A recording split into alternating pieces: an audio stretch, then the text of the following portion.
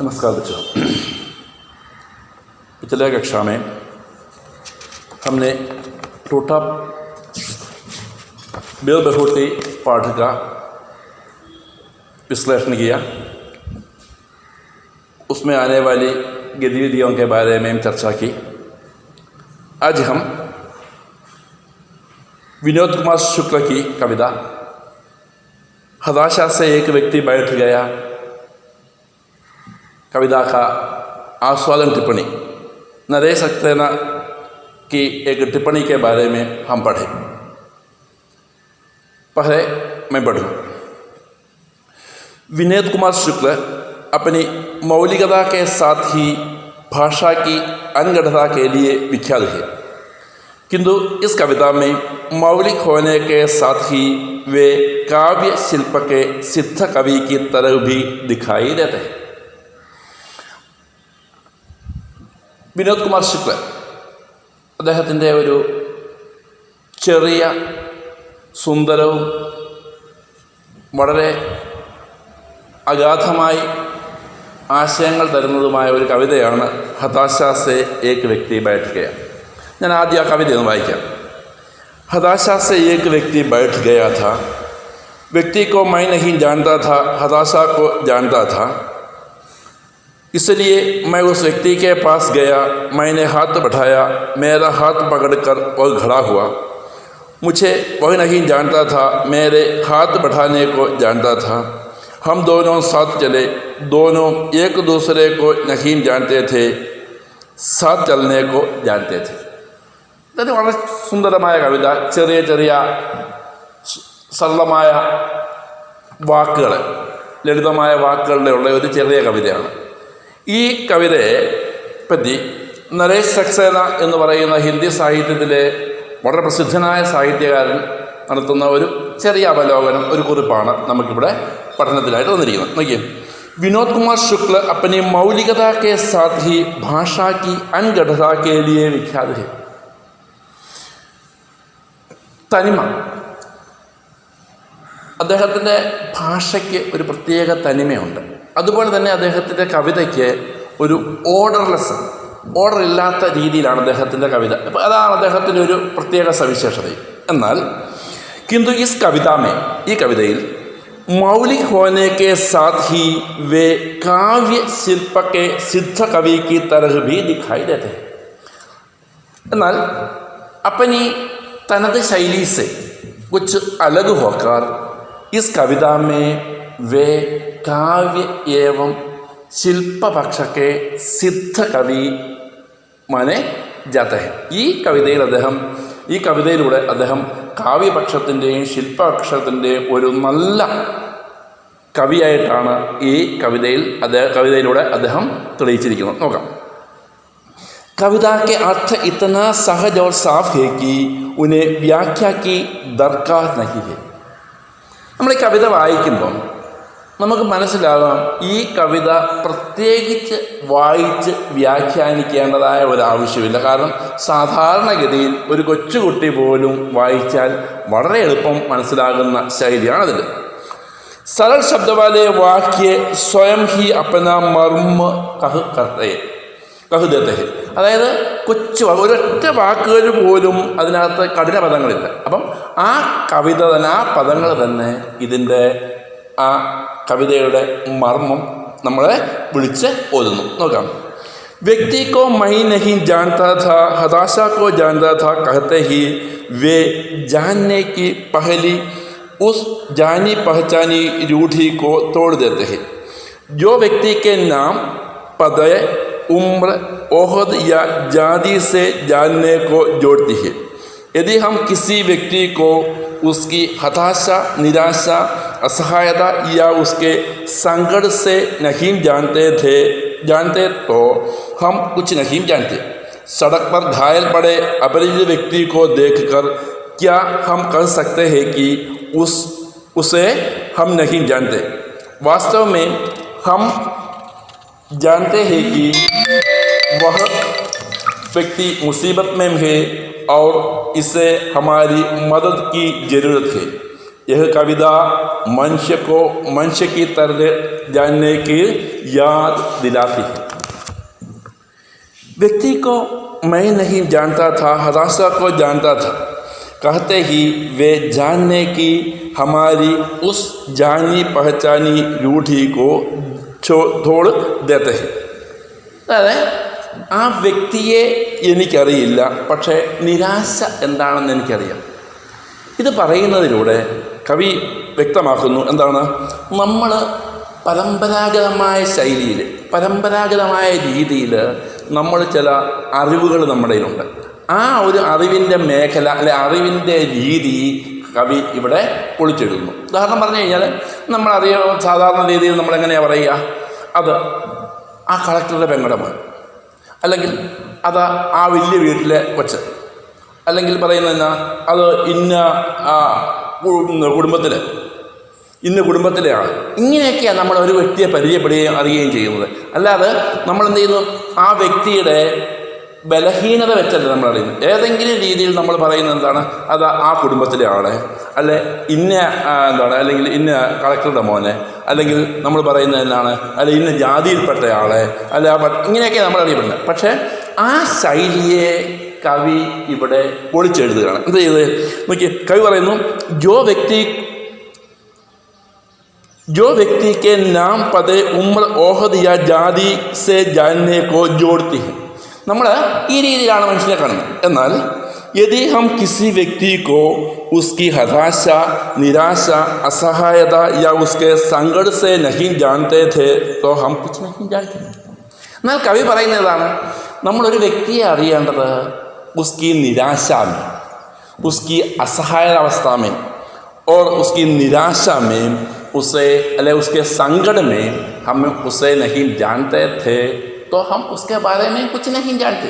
അതായത് കവി പറയുന്നതാണ്, നമ്മൾ ഏതൊരു വ്യക്തിയെയും അറിയേണ്ടത് അവൻ്റെ നിസ്സഹായ അവസ്ഥയിലെ, അവൻ്റെ നിരാശയിലെ, അവൻ്റെ ബുദ്ധിമുട്ടുകളിലൊക്കെയാണ്. അറിയുന്നില്ല എങ്കിൽ നാം ആ വ്യക്തിയെ അറിയുന്നില്ല എന്നാണ് കവി പറയുന്നത്. നോക്കിയേ, सड़क पर घायल पड़े अपरिचित व्यक्ति को देखकर क्या हम कह सकते हैं कि उसे हम नहीं जानते.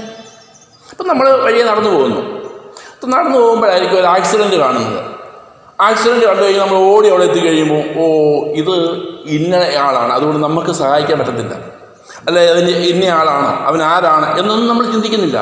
നമ്മൾ എന്ത് ചെയ്യുന്നു, ആ അപകടത്തിൽപ്പെട്ട ആളിനെ ഉടനെ തന്നെ എന്ത് ചെയ്യുന്നു, നമ്മൾ അവന് വേണ്ട സേവനം ചെയ്യുവാനായിട്ട് നമ്മൾ തയ്യാറാകുന്നു. യാതൊരു കാരണവശാലും അവനെപ്പറ്റി അറിയുമോ, അയാൾ ഇന്ന അടുത്തയാണോ, അത് ഇന്ന നാട്ടുകാരനാണോ, അല്ലെങ്കിൽ തമിഴിനാണോ, അല്ലെങ്കിൽ ഹിന്ദിക്കാരനാണോ, അല്ലെങ്കിൽ ഫോറിൻകാരനാണോ, ഒന്നും നമ്മൾ നോക്കുന്നില്ല. നമ്മൾ നേരെ അയാളെ എത്രയും പെട്ടെന്ന് ആശുപത്രിയിൽ കൊണ്ടുപോകാനായിട്ട് നമ്മൾ നോക്കുന്നത്. യാതൊരു കാര്യം നമ്മൾ ചിന്തിക്കുന്നില്ല. അല്ല പറയുന്നത്, നോക്കിയാൽ सड़क पर घायल पड़े अपरिचित व्यक्ति को देखकर क्या हम कह सकते हैं कि उसे हम नहीं जानते. वास्तव में हम जानते हैं कि यह व्यक्ति मुसीबत में है और उसे हमारी मदद की जरूरत है. നമ്മൾ എന്ത് ചെയ്യുന്നു, നമ്മൾ ആ വ്യക്തിയെ കാണുമ്പോൾ, അപകടത്തിൽപ്പെട്ടിരിക്കുന്ന വ്യക്തിയെ കാണുമ്പോൾ നമ്മൾ ചിന്തിക്കുന്നു എന്താണ്, അയാളെ അപകടത്തിൽപ്പെട്ടിരിക്കുന്നു, അയാൾക്ക് ഇപ്പോൾ നമ്മളുടെ സഹായമാണ് ആവശ്യമെന്ന് മനസ്സിലാക്കുന്നു. यह कविता मनुष्य को मनुष्य की तरह जानने की याद दिलाती है. देखिए, ഈ കവിതയിൽ പറയുന്നത് हमें किसी व्यक्ति को कैसे जानना चाहिए तो मनुष्य की तरह है. मानुषीय मूल्यों के आधार पर, मानुषीय मूल्यों की नींव पर हमें उसे जानना जरूरी है. മാനുഷിക മൂല്യങ്ങളുടെ അടിസ്ഥാനത്തിൽ, മാനുഷിക മൂല്യങ്ങളുടെ ബലത്തിൽ നാം ഏതെങ്കിലും ഒരു വ്യക്തിയെ പരിചയപ്പെടണം, അറിയണമെന്ന് ഈ കവിത ആരംഭം തൊട്ട് അവസാനം വരെ നമ്മളോട് പറയുന്നു. നോക്കി, कविता लगातार नहीं जानते और जानने का बयान करती जाती है. शिल्प की इस बारीक कारीगरी को देखें. കവിതയിലെ അറിയത്തില്ല, അറിയാം എന്നിങ്ങനെ മാറി വരുന്നു. നോക്കിയേ, ഇത് ഈ കവിതയിലെ ശില്പക്കി ഇസ് ബാരി കാരികാരി കോ ദേഖെ. ശില്പമാണ് ശില്പപക്ഷ. ഒരു കവിതയ്ക്ക് പ്രധാനമായിട്ടും രണ്ട് പക്ഷങ്ങളുണ്ട്, കാവ്യപക്ഷങ്ങളും ശില്പപക്ഷങ്ങളും. ഞാനത് ചെറിയ ഒരു ഉദാഹരണങ്ങളിലൂടെ പറഞ്ഞു മനസ്സിലാക്കാം. നമ്മൾ പറയും, കഴുത ഒരു മൃഗമാണ്. കഴുത ഒരു മൃഗമാണ്, അത് സാധാരണ അർത്ഥം. ചിലപ്പം നേരിട്ടുണ്ടോ ദേഷ്യപ്പെട്ടത് നീ ഒരു കഴുതയാണെന്ന് പറയുന്നത് കേട്ടിട്ടുണ്ടോ എന്ന് പറഞ്ഞാൽ കഴുതയാണോ? അല്ല, കഴുതയുടെ ഗുണമുള്ള, കഴുതയുടെ രീതിയിലുള്ള ആ ഗുണം, ആ സവിശേഷതയുള്ള ഒരു വ്യക്തി എന്നറിയപ്പെടും അല്ലേ? ഇപ്പോൾ ആ ശൈലിക്ക് പറയുന്ന പേരെയാണ് എന്താണ്? കാവ്യപക്ഷം. കാവ്യപക്ഷം എന്ന് പറഞ്ഞാൽ നേരെ പറയുന്നു കഴുത ഒരു മൃഗമാണ്. നോക്കിയേ, നീ ഒരു കഴുതയാണെന്ന് പറയുന്നതോ അത് ആ ഒരു കഴുതയുടെ സ്വഭാവമുള്ള ഒരു വ്യക്തിയെ കാണിക്കുവാൻ വേണ്ടി, അല്ലെങ്കിൽ വ്യക്തിയെ അറിയാമെന്ന് പരിചയപ്പെടുത്തുവാൻ വേണ്ടി ഉപയോഗിക്കുന്ന ഒരു ശൈലി. ഈ ശൈലിക്കാണ് നമ്മൾ ശില്പപക്ഷം എന്ന് പറയുന്നത്. നോക്കിയേ, വഹി मुझे नहीं जानता था, हाथ बढ़ाने को जानता था, हम एक दूसरे को नहीं जानते, साथ ही चलना जानते थे. यह नहीं जानना और जानना कविता में किसी लोकगीत के स्थाई की तरह बार बार लौटता है. നിങ്ങൾ ONV കുറുപ്പിൻ്റെ മോഹം എന്നൊരു കവിത കേട്ടിട്ടുണ്ടോ? ഞാൻ എൻ്റെ ആദ്യ കണ്ടിരുന്നത്, ഒരു വട്ടം കൂടിയ പഴയ വിദ്യാലയ തിരുമുറ്റത്തെത്തുവാൻ മോഹം, തിരുമുറ്റത്തൊരു കോണിൽ നിൽക്കുന്നൊരാമൽ ആ നെല്ല് മരമൊന്നു നിർത്തുവാൻ മോഹം. അങ്ങനെ മോഹം മോഹം മോഹം എന്ന അവസാനം വരെ. അപ്പം ഈ കവിത ഒരാൾ നോക്കിയേ, ആ പാടി നോക്കിയേ, ഒരു തിരുമുറ്റത്തൊരു കോണിൽ നിൽക്കുന്നൊരാ നെല്ല് മരമൊന്നുലത്തുവാൻ കേട്ട് കഴിഞ്ഞാൽ ഈ കവിതയെപ്പറ്റി അറിയാവുന്നവരറിയാതെ എന്ത് പറയും? മോഹം എന്ന് പറയും. അപ്പോൾ അതാണ് ഇപ്പോൾ പറഞ്ഞിരിക്കുന്നത്. നോക്കിയേ, वह मुझे नहीं जानता था, हाथ बढ़ाने को जानता था, हम एक दूसरे को नहीं जानते थे, साथ ही चलना जानता था. यह नहीं जानना और जानना कविता में किसी लोकगीत के स्थाई की तरह बार बार लौटता है. ഏതോ നാടൻപാട്ട് പോലെ, നാടൻ പാട്ടിൻ്റെ ശൈലി പോലെ, ശീല് പോലെ ഇതിങ്ങനെ എന്ത് ചെയ്തു? തുടരെയായിട്ട് അറിയാൻ പാടില്ല എന്നിങ്ങനെ മാറി വരുന്നു. നോക്കിയേ, गद्य में लिखी हुई किसी कविता में लिरिकल या गीतात्मकता का बोध इस खूबी के साथ हिंदी की किस कविता में आया है याद नहीं आ रहा है. ഗദ്യാത്മക ശൈലിയിൽ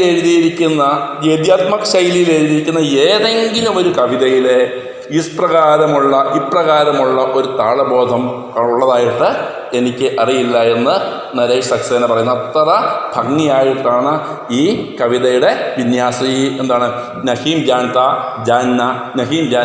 ജാന്ന എന്ന് പറയുന്ന ആ ശൈലി കടന്നു വന്നിട്ടുള്ളത്.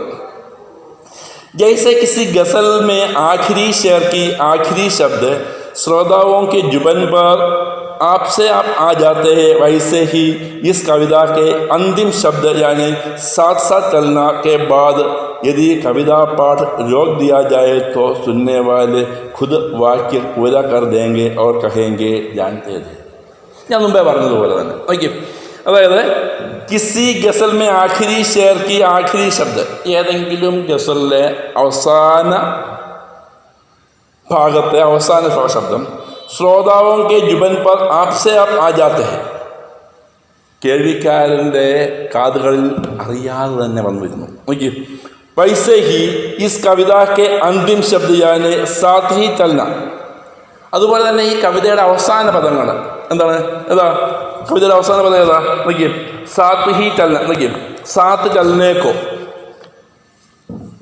നോക്കിയേ, अंतिम शेर साथ चलना के बाद यदि कविता पाठ रोक दिया जाए, അങ്ങനെ ചലന എന്ന് പറയുന്ന ആ ഭാഗം കൊണ്ട് കവിത വായന നിന്നു പോയെങ്കിൽ തോ സുന്നേവാല് കേൾക്കുന്നവരെ ഖുദ് അറിയാതെ തന്നെ സ്വയം ചെയ്യുന്നു, വാക്യം പൂരിപ്പിച്ചു കൊടുക്കുന്നു. എന്ത്? കഹെങ്കി ജാൻതേ थे, സാത്ത് ചലനേക്കോ ജാൻതേ थे. ഞാൻ പറഞ്ഞല്ലോ, അതായത് ഇങ്ങനെ ജാന്ന നഹീം ജാന്ന ഇതിങ്ങനെ തുടരെ വരുന്നത് കൊണ്ട് ആരെങ്കിലും ഈ അവസാന പദത്തിന് മുമ്പ് നിർത്തിപ്പോയെങ്കിൽ, ആ കവിത വായന നിന്നു പോയെങ്കിൽ അറിയാതെ തന്നെ വരുന്നു. എന്താണ്? ജാന്ന എന്ന് ആ കേൾക്കുന്നവരെ അറിയാതെ തന്നെ അത് പൂരിപ്പിക്കും. നോക്കി, यह कविता जानने शब्द के रूढ़िग्रस्त अर्थ को पूरी तरह बदल देती है. ഈ കവിത ഞാൻ പറഞ്ഞല്ലോ, പണ്ട് നമ്മളുടെ ശൈലികൾ, അതായത് അറിയുക എന്ന് പറയുന്ന നമ്മളുടെ പരമ്പരാഗത ശൈലിയെ പൂർണ്ണമായിട്ട് മാറ്റുന്നു. പരമ്പരാഗത ശൈലി എങ്ങനെയാണ്? ഇന്ന വീട്ടിലെ കുട്ടി, അല്ലെ ഇന്ന ജാതിയിലെ കുട്ടി, അല്ലെങ്കിൽ ഇന്ന പദവിയിലിരിക്കുന്ന ആളുടെ കുട്ടി, അല്ലെങ്കിൽ ഇന്ന ഇത്രയും ഏക്കറേജുള്ള ഇന്ന മുതലാളിയുടെ അല്ലെങ്കിൽ ഇന്ന ജന്മിയുടെ മകൻ, ഈ രീതിയിലൊക്കെയാണ് നമ്മൾ അറിയപ്പെടുന്നത്. ആ ശൈലിയെ പൂർണ്ണമായിട്ടും കവി ഇവിടെ ഈ കവിതയിലൂടെ ആ ശൈലിയെ പൂർണ്ണമായിട്ടും അദ്ദേഹം മാറ്റി പറയുന്നു. നോക്കിയേ, इस कविता की पहली 2 पंक्तियों में भी कवि अपनी पूरी बात कह देता है. കവിതയുടെ ആദ്യത്തെ 2 ലൈൻ ഏതൊക്കെയാ? हताशा से एक व्यक्ति बैठ गया था, व्यक्ति को मैं नहीं जानता था, हताशा को जानता था. ഈ 2 ലൈനിൽ കവി തൻ്റെ ആശയം പൂർണ്ണമായിട്ടും അവതരിപ്പിക്കുന്നു. ആ ഒരു 2 ലൈനിൽ കവി തൻ്റെ ആശയം പൂർണ്ണമായിട്ടും അവതരിപ്പിക്കുന്നു. പിന്നെ എന്തിനാ ബാക്കി ഭാഗം നോക്കി. शेष पंक्तियां उसी कहे गए को और सघन और गहरा करती है. ബാക്കി ഭാഗങ്ങളെല്ലാം കവിയുടെ ആശയത്തെ പൂർണ്ണമായും ആഴ്ന്ന് മനസ്സിലാക്കാനായിട്ടും അല്ലെങ്കിൽ അഗാധമായിട്ട് മനസ്സിലാക്കുവാനായിട്ടും ഉപയോഗിക്കുന്നു. നോക്കി, कविता का संदेश है कि 2 मनुष्यों के बीच मनुष्यता का अहसास यानी मानवीय संवेदना होना जरूरी है. കവിതയുടെ ആശയം എന്താണ്? കവിതയിലൂടെ സന്ദേശം എന്നാ? 2 मनुष्यों के बीच मनुष्यता का अहसास होना चाहिए. दोनों मनुष्यों के बीच कैसा नाता होना चाहिए?